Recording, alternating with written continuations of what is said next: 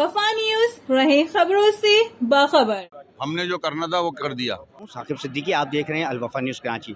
MQM की जानिब से एहतजाजी मुजाहरा किया जा रहा है इलेक्शन कमीशन के दफ्तर के सामने। आइए चलते हैं, देखते हैं कि क्या कहना है रहनुमाओं का और एहतजाज के हवाले से कौन कौन एहतजाज में शरीक है।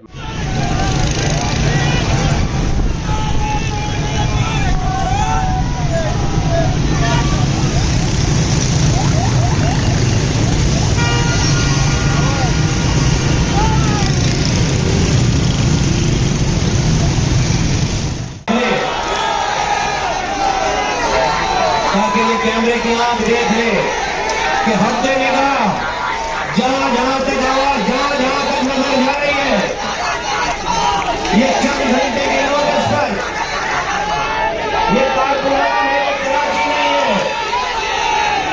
हम सुनो, बस थैंक यू। ये तो सवाल बनता है सिंध गवर्नमेंट से कि आने वाले दिन में वो क्या फैसला करते हैं। हमने जो करना था वो कर दिया। हमने एहतजाज रिकॉर्ड करा दिया, जो हमारा इशू था वो सामने ले आए, इलेक्शन कमीशन के भी, सिंध गवर्नमेंट के भी और वफाक के भी। उम्मीद तो है हमें, देखते हैं, जब तक इस मुल्क में हो ना जाए यकीन नहीं आता। जी नाज़रीन, हमने आपको दिखाया कि एमकेएम के एहतजाज में पीएसपी और के रहनुमा मुस्तफ़ा कमाल भी मौजूद थे, अनीस कायम खानी भी मौजूद थे, फ़ारूक सत्तार भी मौजूद थे। एमकेएम पाकिस्तान की पूरी क़यादत यहाँ पर इलेक्शन कमीशन के दफ्तर के बाहर मौजूद थी। बड़ी तादाद में कारकुनान भी यहाँ पर शरीक थे।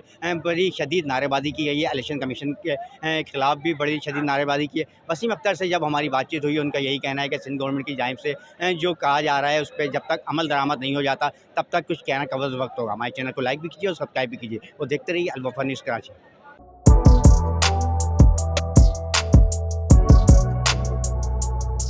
इस पर लाइक और सब्सक्राइब तो बनता है। Thank you.